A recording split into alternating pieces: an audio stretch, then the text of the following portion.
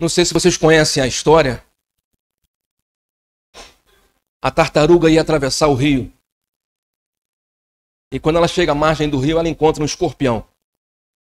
A tartaruga sabia nadar, o escorpião não. E o escorpião, vendo que a tartaruga ia atravessar o rio, pede ajuda. Dona Tartaruga, me ajude a atravessar o rio, por favor, eu não sei nadar. Adman, apaga aquela luz verde que está piscando lá dentro, por favor. Deu algum tremelique ali. Dona Tartaruga, me ajude, eu não sei nadar, eu queria atravessar o rio. E a tartaruga fala, eu não posso ajudar você. Você é uma pessoa perigosa. Você é um escorpião, você tem veneno. Você vai me matar.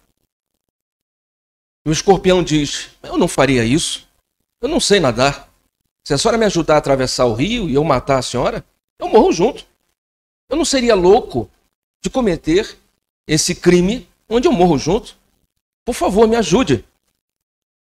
A tartaruga, com muito boa vontade, se compadeceu do problema do escorpião, coloca o escorpião em suas costas e começa a nadar atravessando o rio. Tudo vai muito bem até que na parte mais profunda, bem no meio do rio, o escorpião não aguenta e dá uma ferroada na tartaruga. Automaticamente a tartaruga começa a sentir dores horríveis, o corpo começa a paralisar pela ação do veneno, e antes de morrer ela pergunta, por que você fez isso, escorpião? Vamos morrer os dois juntos. Você está louco? Por que você fez isso? E antes de morrer, o escorpião responde, é da minha natureza. Eu sou assim. Eu sou assim. É uma história simples, mas que mostra e nos traz uma grande verdade. Precisamos saber quem nós somos. Às vezes, a imagem que fazemos de quem somos é diferente daquilo que nós verdadeiramente demonstramos ser nas nossas palavras, atitudes e pensamentos. A base fundamental da doutrina espírita é a transformação. Chamam de reforma íntima. Sem transformação, sem reforma íntima, não há evolução. Permaneceremos estagnados, reencarnando em ciclos infindáveis, em mundos manifestados como a Terra. E o pior, em mundos atrasados, primitivos, como diz nosso irmão Ramatiz, num mundo de terrícolas atrasados, reencarnaremos diversas vezes como se estivéssemos repetindo de ano. E diversas vezes temos a sensação de que já passamos por isso. Quantas vezes você passa por uma circunstância e tem a sensação de que sua vida não andou, ou de que você está fazendo a mesma coisa que fazia antes, e de que as coisas não estão caminhando, e a impressão que você tem é que você está preso num feitiço do tempo, onde todos os dias é o mesmo dia, onde a sua vida é um ciclo infindável de repetições, sem evolução. Para alguns chega a ponto de dizer que a vida nada mais é do que uma grande tristeza povoada por pequenos segundos de alegria. Se você não souber quem você é, se você não reconhecer quais os seus problemas, quais os seus defeitos, as suas virtudes, se você não reconhecer aonde, em que momento da vida você está, você não vai mudar. Para que você mude, primeiro, você precisa reconhecer que tem um problema. Segundo, você precisa buscar soluções para o problema. E terceiro e mais difícil, colocar em prática as soluções. Um exemplo simples é quando você quer parar de beber. Você sabe que está gastando muito dinheiro com cerveja, você sabe que está exagerando no consumo da cerveja, do álcool, você sabe que são pequenos momentos de prazer, mas que estão atrapalhando a sua vida. Não só financeiramente, porque é caro, mas psicologicamente, no seu relacionamento familiar, no seu relacionamento na sociedade, no desenvolvimento do teu pensamento. E você, de repente, quer parar, mas enquanto você não reconhecer que isso é um problema, você não vai parar. Na hora que você reconhecer que isso é um problema, você vai começar a buscar momentos, razões, explicações, motivos, orientações para parar. Substituindo, talvez, por uma outra bebida qualquer. Mas até que você reconheça que isso é um problema, que essa rotina semanal transformou-se em um aprisionamento, que você está preso em uma rotina semanal, onde sempre tem que ter carne e cerveja, e isso cria um ambiente de lascívia, ou de palavras desagradáveis, ou de sentimentos descompensados, ou de um relacionamento sempre atrasado. Nunca um relacionamento que te leve para cima, nunca ideias que te empurrem para cima, que te motivem, por exemplo, a fazer um curso em casa, pela internet, ou procurar um emprego melhor, se especializar em alguma área. Não. O relacionamento nesses ambientes é sempre um relacionamento apenas de passar o tempo. Passar o tempo. Como se tivéssemos todo o tempo do mundo e como se não fôssemos morrer agora. Todos nós já sabemos disso. Estamos em plena pandemia. E quantos morreram de repente? Estavam aqui hoje, amanhã não estão mais. E muitos de nós vivemos nesse ambiente toda semana, como se fôssemos viver eternamente. E como se estivéssemos aqui apenas para nos divertir.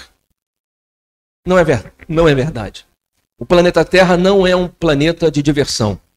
O planeta Terra é uma prisão escola. Nós estamos presos, enclausurados na escola. Pense dessa maneira. Não pense que isso aqui é uma maravilha e que somos todos boas pessoas. Não somos. Somos todos criminosos recalcitrantes, caídos de mundos melhores para esse planeta atrasado. E é por isso que você vê dor, sofrimento, desorientação e angústia à sua volta. E mais, cansamos de repetir isso para você. Por mais que eu ande pelo mundo, eu só vejo zumbis. Pessoas mortas. Espiritualmente mortas. Intimamente mortas. Não sabem por que estão aqui, não sabem aonde estão e nem para onde vão. Vivem como se não tivesse um motivo. Comem como se fosse o último dia. Não percebem que amanhã morre. E todos esses 70, 80, 90 anos não representa nada em relação à vida imortal. A vida verdadeira que é do outro lado. Então precisamos saber quem nós somos. O que precisamos corrigir em nós. Quais os nossos equívocos. Você tem que parar de falar palavrão. Não, mas eu não falo muito palavrão. E aí você conversa com a pessoa e ela tem o hábito de a cada frase colocar 1, 2, 3 palavrões. O problema é que para ela o palavrão já se tornou algo natural, em que ela não considera mais isso ofensivo e não entende, não percebe que aquilo que nós falamos constrói uma atmosfera psíquica, energética, que nos influencia. É como se nós respirássemos o ar que nós mesmos exalamos. Esse hálito espiritual que nós colocamos para fora o tempo todo, através das expressões do nosso ser, o que falamos, o que fazemos, o que pensamos, é sobre isso, é isso que vai nos envolver. Nós usamos esse mesmo exemplo quando falamos da sua casa. Os mais antigos vão lembrar. Se a sua casa estiver em um ambiente tóxico, energeticamente tóxico, se você cortar o dedo com uma folha de papel, você passou o dedo, cortou. Normalmente amanhã está cicatrizado. Mas se a sua casa estiver em um ambiente tóxico, aquilo inflama, 2 dias depois está uma bolha, uma semana depois está um caroço, está você preocupado de ter que ir no médico para cortar e tirar e curar. Porque o ambiente está contaminado. Bactérias astrais, criaturas astrais povoam a sua casa. Algo que poderia ter sido simples. Eu fiquei resfriado, recuperei, melhorei. Não. Transforma-se em um processo lento e doloroso de sofrimento que não acaba depois de 3 dias, de 5 dias, de uma semana. E aí você encontra pessoas que todos os dias têm que ir na UPA, todos os dias têm que ir na clínica da família. Parece que já são sócios. Algumas pessoas, você chega na clínica da família hoje, chega a semana que vem, a pessoa está lá de novo. Você fala, meu Deus, você mora aqui? Não sabia que podia morar aqui. Tal a assiduidade, tal a frequência dessa pessoa aos hospitais. Então nós respiramos, nós absorvemos e vivemos em um ambiente que nós mesmos construímos. Por isso é necessário que a gente saiba quem nós somos, para que possamos corrigir esses excessos. As suas palavras compõem uma realidade. Quando você fala, você emite uma energia no ambiente. O som é uma emissão energética, assim como a luz. Os seus pensamentos geram energia. As suas atitudes manipulam e modificam o ambiente à nossa volta. Então, o que nós precisamos verdadeiramente é reconhecer quem nós somos, para que possamos, a partir daí, mudar. No Livro dos Espíritos, na pergunta 919, qual o meio prático e eficaz para se melhorar nesta vida e resistir ao arrebatamento do mal? A resposta é: um sábio da antiguidade vos disse, conheça-te a ti mesmo. Ainda na sequência da resposta, Santo Agostinho, um dos pais da Igreja Católica, respondeu: o conhecimento de si mesmo é, portanto, a chave do progresso individual. Mais à frente, a disposição surge de duas maneiras: naturalmente, como fruto do amadurecimento espiritual de cada um, ou provocada pela ação do sofrimento renovador, que sensibiliza a criatura e desperta para os valores novos do espírito. Uns chegam pela compreensão natural, outros pela dor, que também é um meio de despertar nossa atenção. Então, quando nós não reconhecemos quem nós somos e não buscamos maneiras de nos modificar, Deus tem uma ferramenta maravilhosa. Na verdade, no mundo só existem 2 santos. Os outros todos são invenções nossas. Mas criados por Deus só existem 2 santos: a santa dor e o são sofrimento. E no momento em que a gente não reconhece a necessidade de mudar, a dor e o sofrimento chegam para nos acordar. Então nós vamos bater um papo sobre a necessidade de saber em que momento da evolução da consciência nós estamos e como a fé é despertada todas as vezes que sofremos. Pode parecer estranho você dizer que o sofrimento desperta a fé, mas acredite, a dor e o sofrimento têm essa finalidade: acordar você. A gente não sofre à toa, tem uma razão para isso. Então nós vamos falar que inicialmente a nossa consciência vive uma realidade instintiva. Depois ela evolui para uma realidade espiritual e finalmente desperta para o amor. Nós pegamos esse texto, quem quiser mais detalhes, do livro Sob a Luz do Espiritismo de Ramatiz, está escrito aqui embaixo, no capítulo em que ele fala sobre mente instintiva, intelectiva e espiritual. No livro Fisiologia da Alma de Ramatiz, capítulo 17, sobre a importância da dor na evolução espiritual, ele diz: a dor e o sofrimento são consequências naturais da evolução do espírito, como fatores necessários ao despertamento de sua consciência individual no seio da consciência cósmica de Deus. A resistência cria a dor. A resistência cria a dor. Essa frase pode parecer solta dentro de um contexto, mas se você parar para pensar, muitas vezes a dor é maior quando você não aceita o problema. É mais ou menos como se você ficasse doente e dissesse: eu não aceito, eu não aceito, eu não aceito, eu não posso ficar. Piora, é mais complicado. Quando você diz: tudo bem, eu sou um ser humano, todo mundo fica doente, eu ficarei um dia, vou me recuperar e vou me libertar disso, graças a Deus. O que não me mata me fortalece, não era assim que a gente dizia? O que não me mata me fortalece, vou seguir em frente mais forte. Você já não sofre tanto. Quando você aceita com resignação as orientações do alto, viver fica mais suave, menos sofrido.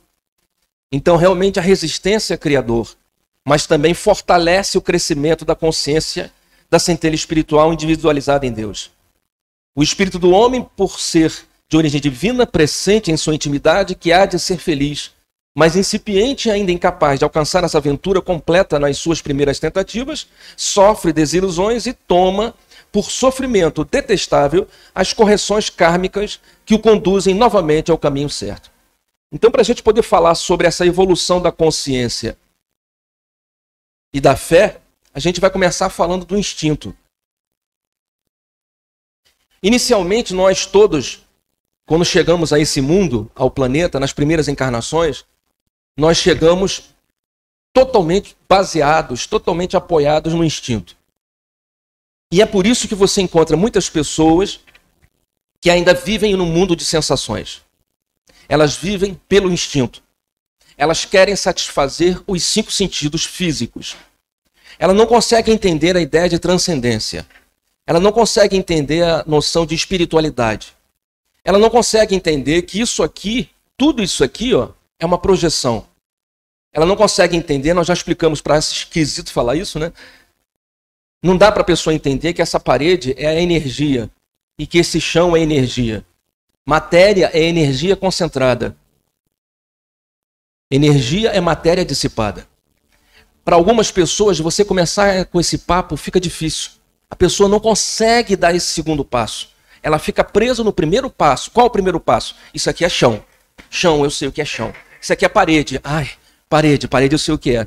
Mas essa parede, ela não existe. Não existe. Eu estou tocando, a parede existe. Não fala, pelo amor de Deus. Não fala para mim que não existe, não, porque isso vai ficar louco. Então a pessoa fica preso aos 5 sentidos. Ela só reconhece o que ela vê, o que ela ouve, o que ela saboreia, o que ela cheira, o que ela toca. Fora dos 5 sentidos não existe realidade. Você vai conhecer várias pessoas que ainda estão nessa fase do instinto. Na fase animal, recém-saídos da fase animal. Ela busca prazeres físicos, imediatos, desejos, satisfação do ego, satisfação dos desejos. Não há racionalidade plena. O ego, o eu, vem sempre na frente. Nesse momento, essa pessoa não tem noção de fé, como a gente vai apresentar para você. Fé para ela é apenas fenômeno. Você chama essa pessoa para ver a cadeira flutuar. A cadeira flutuou, ela fica impressionada com a cadeira flutuando. Meu Deus, eu fui num terreiro de macumba, cara. A cadeira flutuou, cara. Putz, legal. E aí, vamos lá ver? Quanto é? Não, é de graça. Ela vai lá de novo para ver a cadeira flutuando. Ela não quer entender o porquê que a cadeira flutuou, o que está envolvido nisso, se há alguma coisa invisível, quem são essas pessoas invisíveis que fizeram ou que fazem a cadeira flutuar. Ela não quer entender. Ela só olha o lado pragmático, prático. A cadeira flutuou. Ponto final. Ela não consegue entender fé além disso. Acaba gerando pessoas incrédulas, porque ela para nisso. Não tem noção de Deus, não tem noção de espiritualidade. E hierarquia espiritual, então, é uma coisa louca para ela. Se a gente dissesse para essa pessoa, nós vivemos em uma das múltiplas dimensões, o universo é infinito e tudo que você está vendo é apenas uma das dimensões da realidade construída pela divindade, você fala, o que você está falando, cara? Você está maluco? Então onde você tinha essas ideias malucas? Não consegue enxergar. É a fase do instinto. Você encontra várias pessoas que estão nessa fase. Seu Júnior, isso é um problema? Não. A gente só tem que entender que fé não é algo que você compra pronto. Você não vai amanhã no McDonald's e pede, por favor, 2 sanduíches de fé com refrigerante. Não vai pedir. Você não vai tomar 2 comprimidos de fé e já está com a fé pronta. Não é assim. A fé, assim como a consciência ou você enquanto espírito, é uma construção. Você vai construindo a sua fé, baseada em certos elementos. Com quanto maior quantidade de explicações racionais e lógicas, plausíveis, você conseguir construir essa casa da sua fé, esse ambiente onde a fé vai viver, mais forte, mais lógica e racional é a sua fé. Agora, quando você constrói a fé apenas no fenômeno, ela some. Você só vai lá para ver o fenômeno. Você foi lá para ver o cara psicografando. O cara sentou, psicografou um monte de coisa. As pessoas choraram, foi lindo, seu Júnior. E aí? Não, eu achei legal. Vamos tomar uma cerveja? Falei, cara, tu não percebeu que o cara tá falando com gente morta? Mas isso ele pegou coisa só, rapaz. Vamos lá, tomar um shortkin. Acabou ali. Ele não entende que aquilo dali é uma porta para um universo que ele desconhece. Ele não percebe que amanhã ele morre e ele vai ser um daqueles que estará ali amanhã trazendo a psicografia, tentando falar com o pai, com a mãe, pedindo perdão. Ele vai no local para ver o espírito manifestar, o orixá manifestar, saída de Ogum, lindíssimo, saída de Ogum, oh meu Deus, acabou. Ele não quer entender mais nada além disso. Quem é Ogum, de onde ele veio, por que ele tem esse nome, por que a gente faz dessa forma, quem são esses caras, de onde eles moram, eles também pagam conta de luz, como é que funciona isso na prática? Não quer saber. Ele quer apenas o pragmático. Ainda são pessoas que vivem no instinto. E por viverem no instinto, buscam prazeres. E muitas vezes se perdem. Se perdem entre as sombras do mundo. A gente vai perceber que durante as fases da evolução da consciência e da fé, a dor é sempre determinante. Essa criatura que vive pelo instinto, que só quer saber de beber, só quer saber de prazeres, só quer saber de sentir prazer, só quer saber de si, ela só consegue despertar quando acontece uma crise. Vamos dizer que essa crise não precisaria ser sofrimento, mas inevitavelmente acaba sendo sofrimento. Então ela vive nessa realidade pragmática, essa realidade do fenômeno. Você pode mostrar para ela a coisa mais incrível do mundo, ela não quer saber, ela volta para casa dela, liga a televisão e fica zumbizando. Não modifica uma vírgula. Quantas pessoas você conhece que têm 20, 30, 40 anos presas numa vida? E é uma vida morna, né? Como disse o Cortella, citando o Apocalipse, Deus vomitará os mornos. Deus vomitará os mornos. Está no Apocalipse. Quem fala é o Mário Sérgio Cortella. Ou seja, pessoas vivem uma vida morna. Uma vida em que não faz nada, não constrói nada, não serve para nada. Nós vamos chegar ao final da vida sem ter feito nada. Então o que Deus faz para tirar você da zona de conforto? Dessa circunstância em que você se colocou, em que você só quer sentir prazeres e passar a vida como se fosse um parque de diversões. Deus traz o sofrimento. Alguém vai morrer. Alguém vai pegar um câncer, um tumor. Seu pai, seu filho, você, seu irmão, não importa. Algo trágico vai acontecer. É a crise. E nesse momento, você desesperado, que se encantava com a psicografia, mas não queria saber nada daquilo, se encantavam com a cura, se encantava com a manifestação, mas nunca quis saber de nada disso, de repente, perde um ente querido e sofre. E aí começa a gritar, Deus é ruim, Deus é mau, Deus é malvado, acabou com meu pai, levou meu filho, que Deus é esse? Essa vida é uma desgraça, xinga, ofende, não entende. O mesmo Deus que ontem ela não acreditava, agora virou motivo de culpa. Ontem ela não acreditava nesse Deus. Quando levou o filho, o pai ou o irmão, ofende a Deus. Então agora Deus existe. É o culpado. A culpa é minha, eu boto em quem eu quiser. Então nesse momento é como se Deus chamasse você, puxasse sua orelha. Vou falar para vocês uma coisa.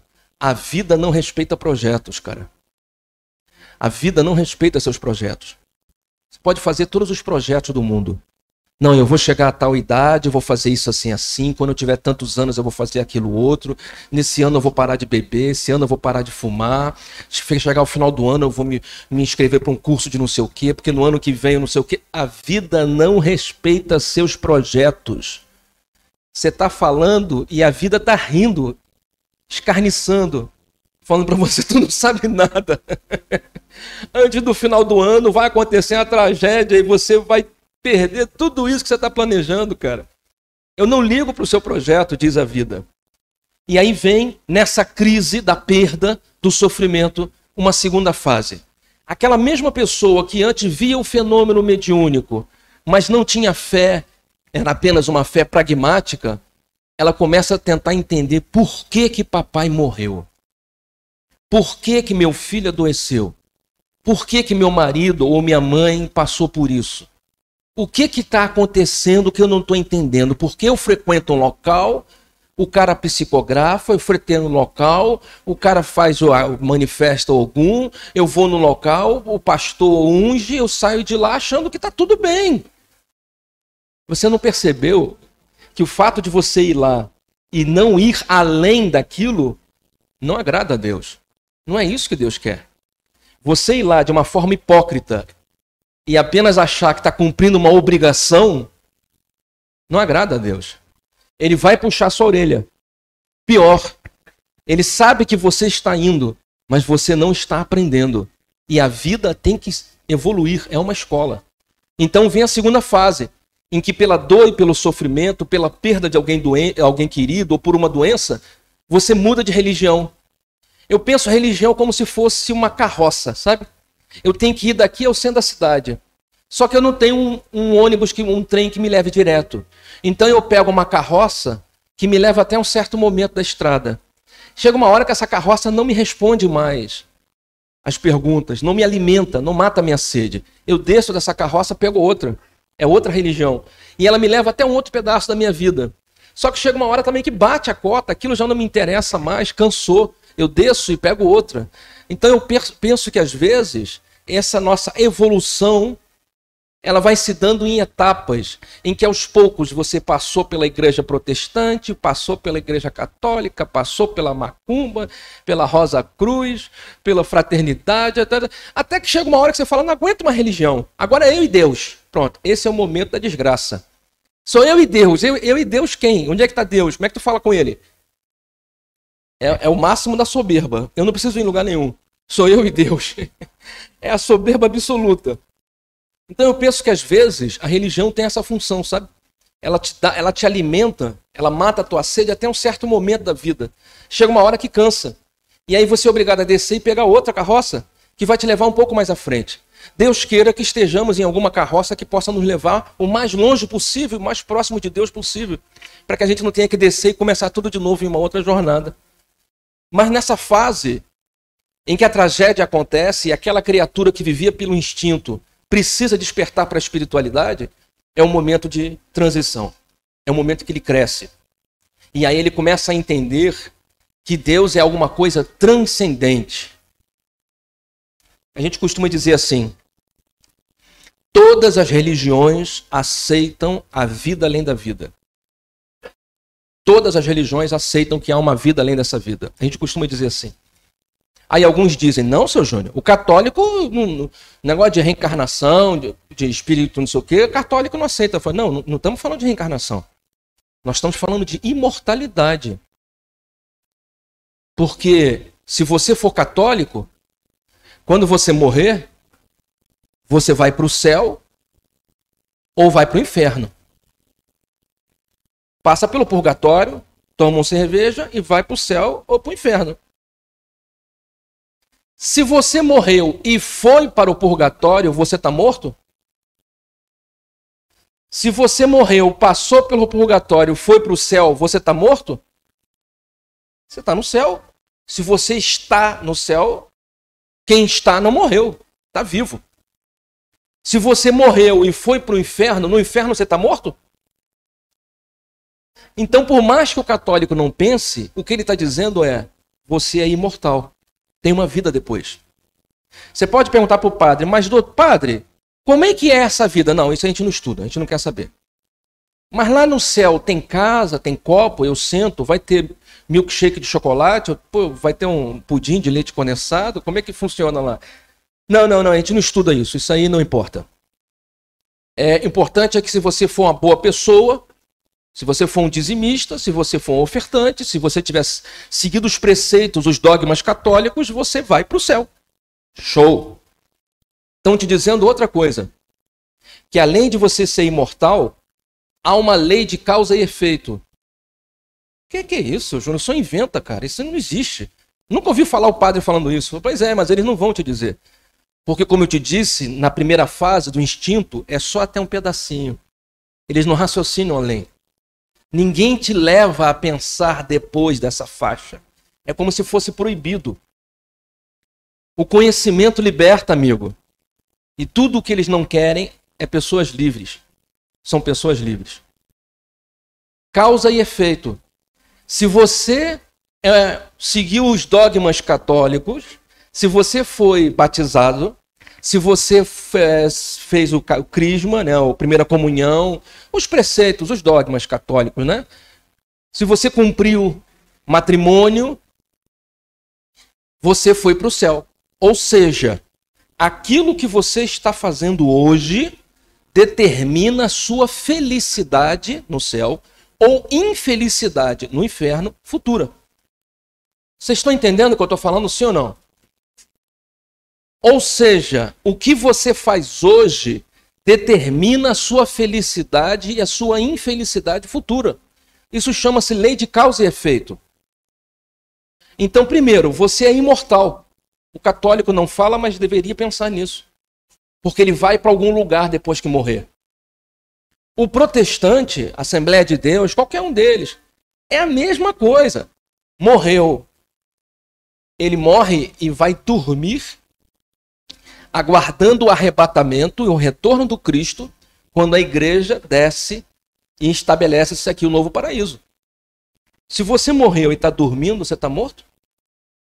Se depois Jesus volta e vence no Armagedon a besta, o grande líder mundial, e o outro que eu esqueci o nome, o anticristo, e Jesus volta e reina, e você acorda, você está morto? Se você não é da igreja, você é um ímpio, vai para o inferno, você está morto? É a mesma questão. E o que você faz? Se você está na Assembleia de Deus e lá você é batizado nas águas, no Espírito Santo, você é dizimista, e esse comportamento determina o seu futuro de alegria ou de tristeza, é uma lei de causa e efeito, sim ou não? Todas as religiões sabem que há um depois e que as leis universais são verdadeiras. Entre elas, a lei de causa e efeito. Amém? A gente só vai fazer a seguinte pergunta. Se você é imortal e há uma vida depois, e essa felicidade ou infelicidade da vida depois depende do que você faz hoje, será que você não é imortal e havia uma vida antes? E será que a sua felicidade ou infelicidade atual tem a ver com algo que você fez ou deixou de fazer na sua vida anterior? Se eles não te explicaram do que vem depois, como é que eles querem negar o que há antes? Amém? Por isso que eu digo para você, amigo, que há uma fase do espírito em que ele evolui e sai do instinto, dessas crenças pragmáticas, que apenas negociam com Deus, e desperta-se ali, através do sofrimento, a fé pelo conhecimento. Nesse caso, a ideia de transcendência, há algo além da matéria. Uma religiosidade ainda complicada, diríamos pragmática. Noções de causa e efeito, como eu acabei de dizer. No livro Fisiologia da Alma de Ramatiz, no capítulo 17, ele diz: submetido ao cárcere de carne, confunde-se e considera o processo incômodo que lhe aperfeiçoa a têmpera como sendo um castigo divino, ignorando que sob a lei sábia do Criador está se operando a metamorfose do animal para o anjo destinado à eterna glória celestial. O curto período de dor e sofrimento nos mundos planetários, durante o qual se dá a formação e desenvolvimento da consciência do Filho de Deus, é depois compensado regiamente pela felicidade eterna no paraíso. O formoso brilhante que ostenta no colo da mulher faceira teve de passar por um processo de aperfeiçoamento sob o cinzel do ourives para desvestir-se da forma bruta do cascalho carbonífero e se tornar a joia fascinante. Ou seja, no processo de evolução da consciência, do despertar, da construção da fé, o sofrimento faz parte. É ele que desperta você. É ele que faz você crescer. Na verdade, é ele que te empurra para frente. Só que nessa fase em que despertamos para a espiritualidade, a gente já aceita certas crenças. Então aí você vê as pessoas se reunindo, orando, louvando, agradecendo a Deus. Ainda é uma fé pragmática. O cara vai na igreja e dá o dízimo não porque ele ama ou se preocupa com quem não tem pão. Ele dá o dízimo esperando que a vida dele seja abundante. É uma troca. Ah, mas não deveria ser. Não estamos dizendo o que deveria. É assim que funciona.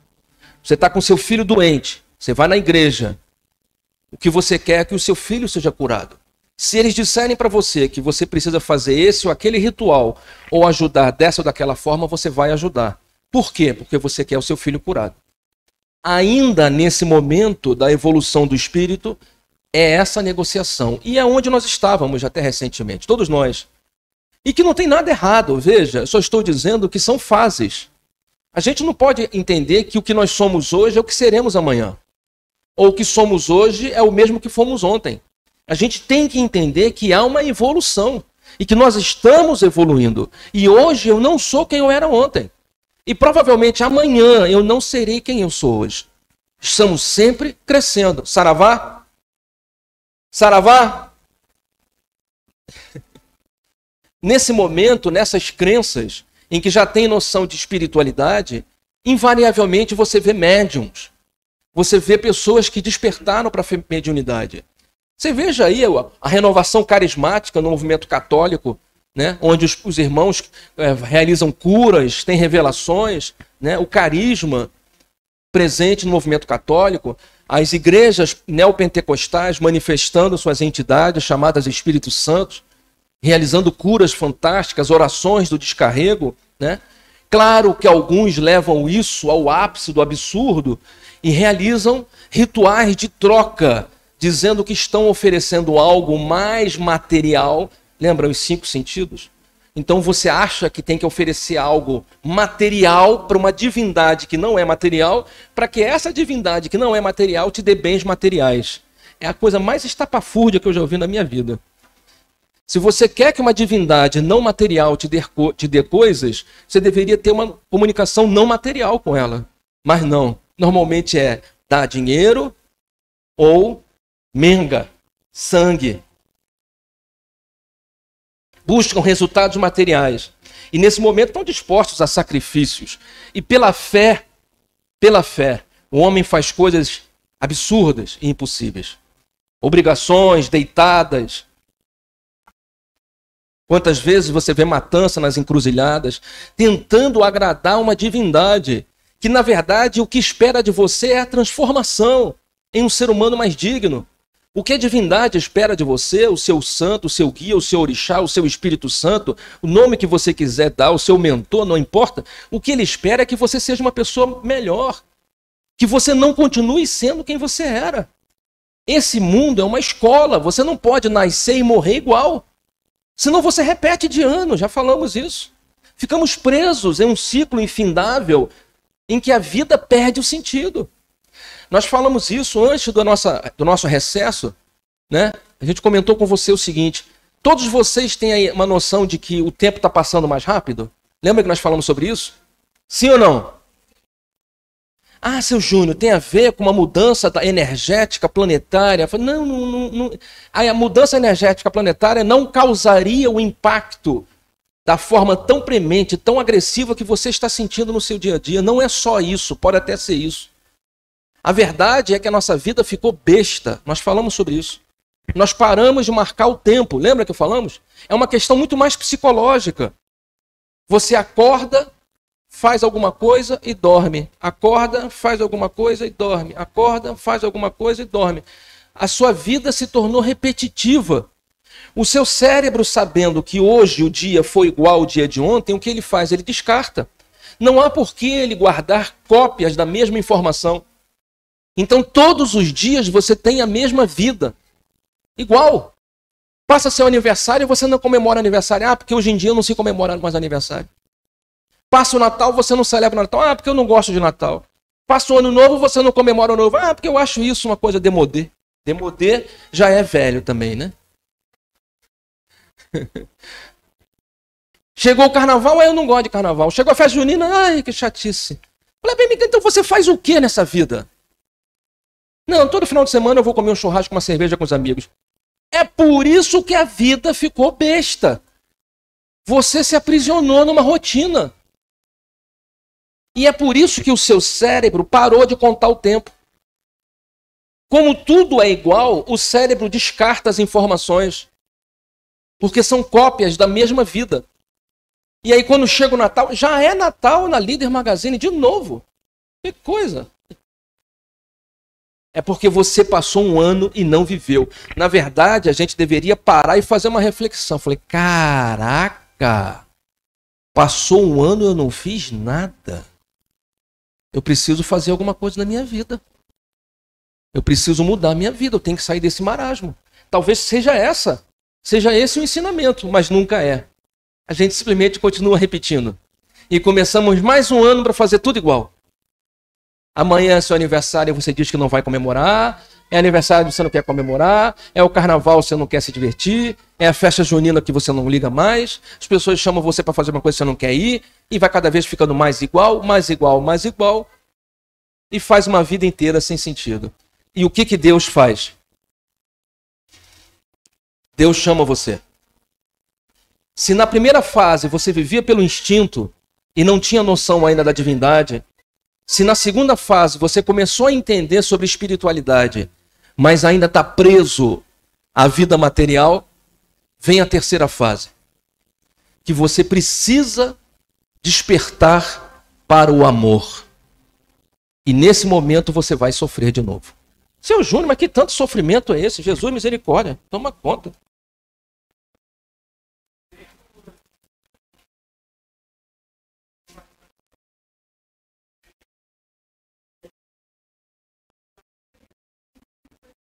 Isso. A maior prova disso que a gente está mostrando para aqui, por mais complexo que seja para algumas pessoas entenderem, é a seguinte. Olha só. Se quando você morre, você vai para uma colônia espiritual, você passa pelo umbral, beleza? Todo mundo vai passar pelo umbral. Não importa o nome que a gente vai dar, mas vai passar por alguma coisa que a gente vai chamar de umbral.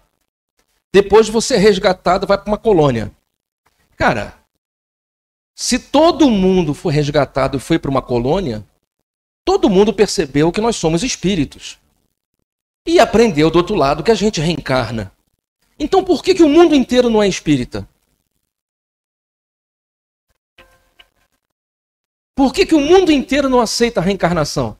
Se todo mundo nos últimos séculos e milênios foram resgatados, passaram por colônias, ficaram 300, 500, 400 anos do outro lado, reencarnaram.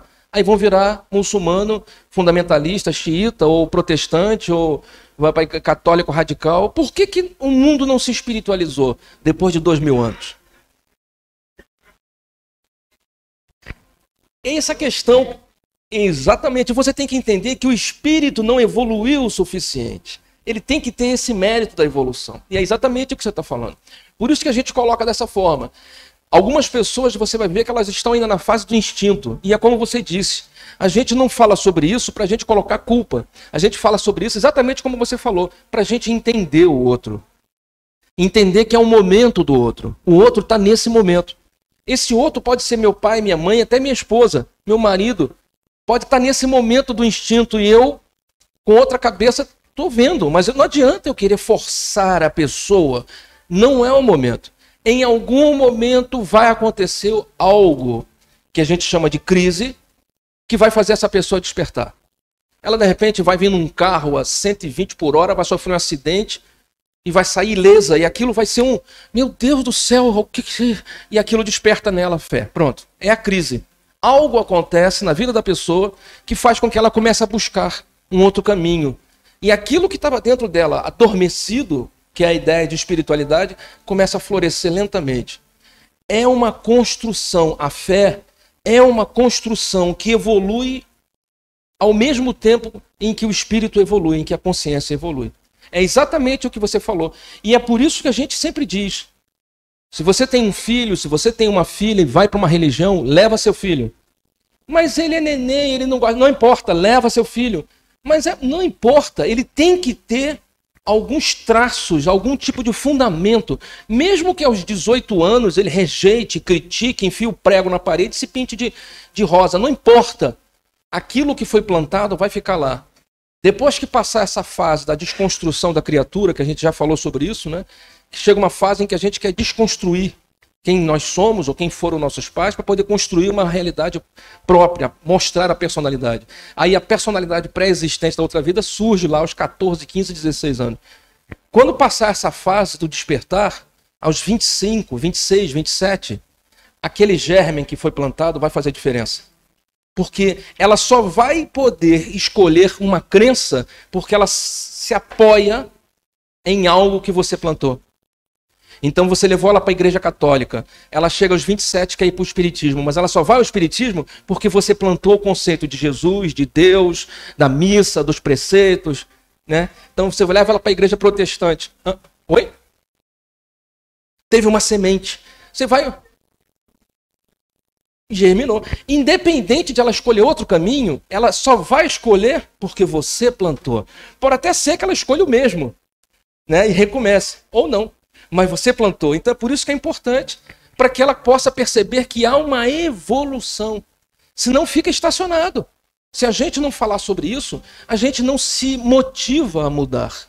E é exatamente isso. Amém, gente?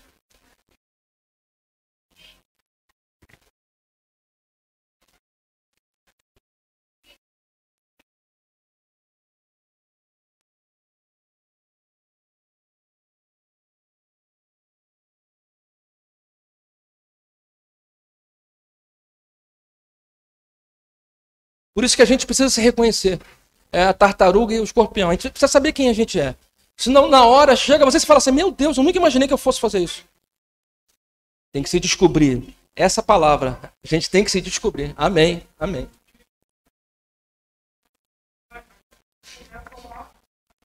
Isso. Naturalmente, se não forçarmos, a gente chega no amor. Todo mundo vai chegar no amor. É inevitável. É inevitável. A gente dá a volta, roda o mundo inteiro, quebra a cabeça, tropeça, dá cabeçada, se machuca. Daqui a pouco tá você voltando pro amor. Todo lascado, cheio de cicatriz, mas você vai voltar. E nesse momento do amor, né? Aí você busca o entender o porquê da dor. É aí que você quer despertar. Desperta a compaixão, misericórdia, se preocupa com o outro. O sofrimento do outro começa a te incomodar. Você começa a se sentir agoniado de ver as pessoas sofrendo. Esse sentimento de compaixão é um despertar do amor. Vai aos poucos sendo... Não existia antes. Mas em algum momento você começou a se tocar de que o outro está sofrendo, que você poderia ter feito algo. Talvez você tivesse parado para ouvir. Talvez se você tivesse parado e deixado uma palavra. Talvez se você tivesse dito alguma coisa, tivesse feito diferença. Então essa, vamos assim dizer, consciência de que nós... precisamos disseminar o amor, agir no amor e desenvolver a misericórdia, é o momento em que a gente percebe, eu estou aprendendo a amar. Caraca, meu, tá surgindo, né? Tá brotando em mim o amor. Pode falar.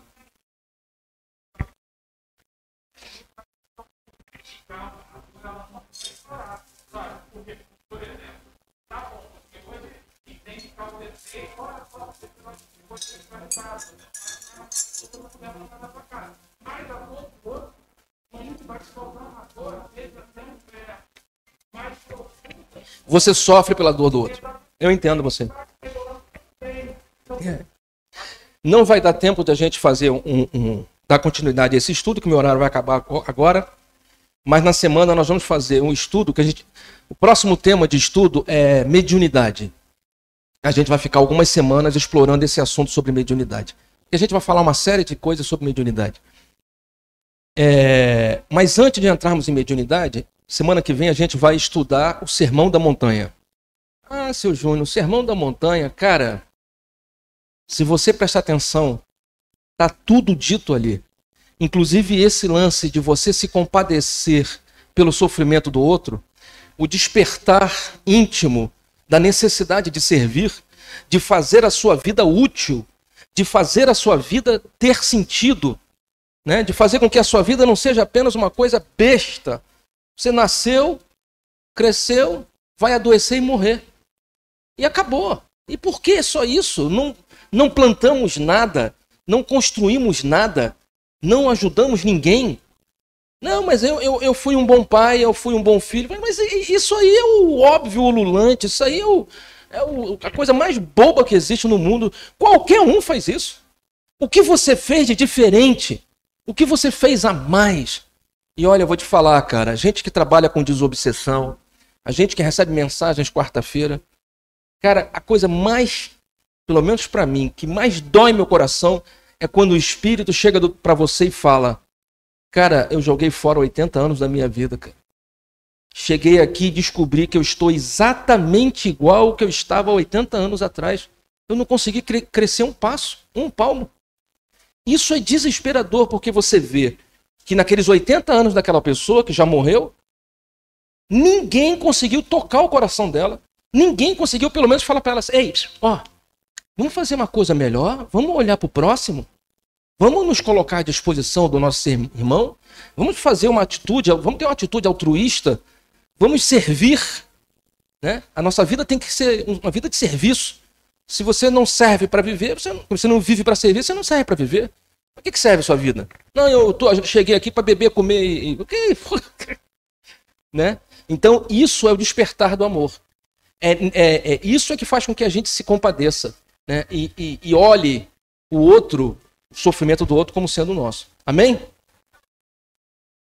Então, nesse momento em que há amor, há Deus. Só existe Deus onde há amor, né? Por isso que a gente diz às vezes, voltando àquele assunto que eu falei da casa, né? A casa está num ambiente tóxico, em que um machucadinho vira um machucadão, um probleminha vira um problemão, né? A gente sempre pergunta, será que Deus está na sua casa? Não, claro que Deus está na minha casa, seu Júnior.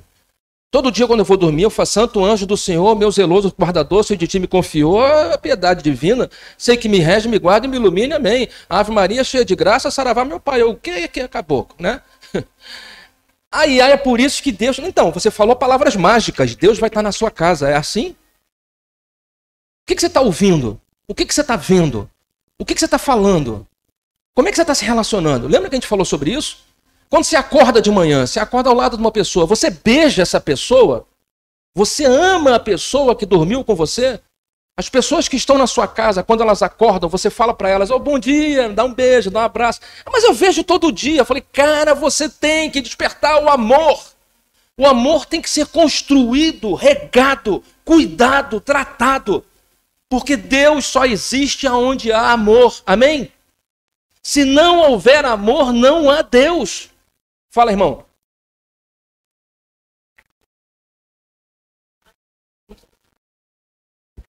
Amém, amém, meu irmão. Exatamente isso aí mesmo. É o maior, exatamente. Então a gente tem que se tocar disso, né? Senão a gente não constrói na nossa casa um ambiente de amor. A gente não tem atitudes de amor. Você está morando com a pessoa, você está vivendo com a pessoa, você é incapaz de abraçar a pessoa. Às vezes você vê um amigo e demonstra mais afeto, mais carinho em ver o seu amigo na rua do que encontrar a pessoa que mora contigo. Que loucura, cara. Você é mais condescendente, é mais paciente, fala coisas mais agradáveis para o estranho do que você fala para as pessoas que estão dentro da sua casa. E nós queremos que Deus esteja na nossa casa? Como assim? Como? Aí você lasca. Agora mesmo, a gente ajuda a arrumar aqui a reunião, aí eu fui em casa tomar um banho, do lado da minha casa, tá lá tocando a música da novinha, o cara agradecendo a novinha porque fez esquecer a mina, e com um monte de palavrão, falando de um monte de coisa chula, e na porta, ouvindo essa música tão depressiva, tão triste, tava a mãe com um monte de garrafa de cerveja, a amiga com um monte de garrafa de cerveja, duas filhas, 12 anos, 10 anos, com mini short, ensaiando uma coreografia sensual, e a música falando da coisificação do sexo e da objetivação da mulher. Aí o cara fala assim: não, é empoderamento feminino. Que empoderamento? Se vocês estão fazendo da mulher um objeto de prazer do homem. Aí não, a Anitta é o empoderamento. Ela mostra a bunda no clipe. Cara, o que é isso? E vocês não estão entendendo que ela está coisificando a mulher? Ela está fazendo a mulher virar estar a serviço do homem. Isso não é empoderamento feminino. Pelo contrário, isso é a desqualificação do feminino, é acabar com o feminino. Um objeto. Fala, irmão. Amém.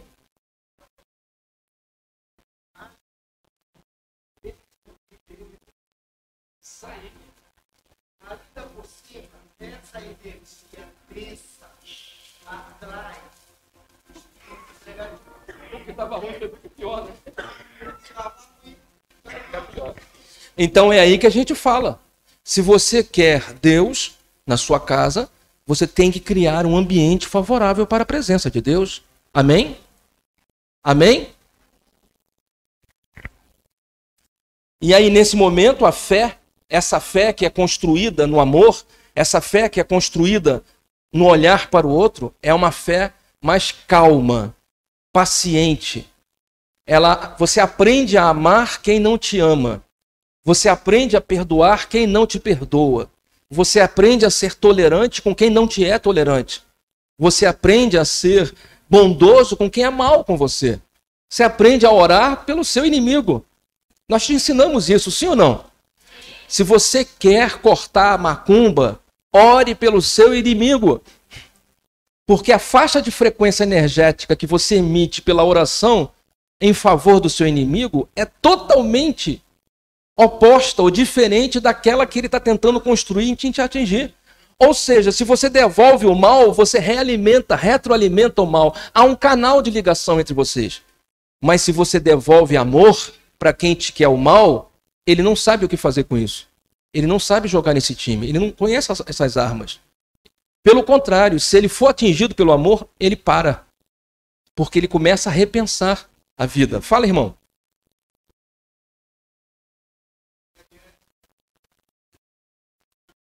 Amém, amém, com certeza. A estrutura, amém, concordo com você. É isso aí.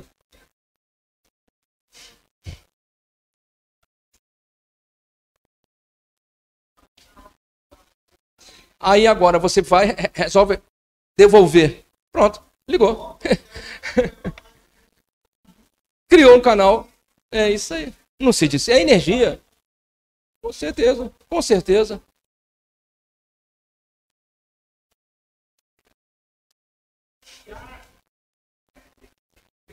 Aham. E é verdade, meu irmão. Eu tenho que concordar com você. É verdade, sim. Então, todo esse processo, encerrando a nossa reunião de hoje, da evolução, desde a fase do instinto, passando pelo despertar da espiritualidade, até a construção do amor, tudo isso foi apenas para você aprender a amar. Tudo isso para mudar o seu pensamento, a sua visão de mundo, para fazer de você uma pessoa melhor. E aí eu vou encerrar com esse texto do livro de Leon Denis. A frase que a gente vai te dizer é exatamente essa, né? O homem é um reflexo exato do seu pensamento. Não reclame, mude. É por isso que quando a Alice leu o texto na introdução, eu falei, caraca, Alice, é o texto que vai encerrar a reunião. O homem é um reflexo exato do seu pensamento. Não reclame. Isso no livro de Leon Denis, O Problema do Ser, do Destino da Dor, está escrito.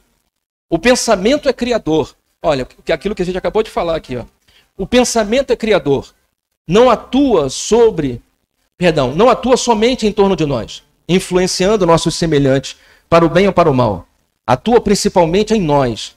Gera nossas palavras, nossas ações, e com ele construímos dia a dia o edifício grandioso ou miserável de nossa vida presente e futura. Modelamos a nossa alma e o seu invólucro com os nossos pensamentos. Estes produzem formas, imagens, que se imprimem na matéria sutil de que o corpo fluídico é composto. Assim, pouco a pouco, nosso ser povoa-se de formas frívolas ou austeras, graciosas ou terríveis, grosseiras ou sublimes. Pela vontade. A vontade é a maior de todas as potências. É, em sua ação, comparável ao ímã. A vontade de viver, de desenvolver em nós a vida, atrai-nos novos recursos vitais. Tal é o segredo da lei de evolução. O princípio da evolução não está na matéria, está na vontade, cuja ação tanto sim estende a ordem invisível das coisas como a ordem visível e material. Então, o que a gente vai dizer para você encerrando é que o homem é um reflexo exato do seu pensamento. Aquilo que você acha que você é o que você vai se tornar.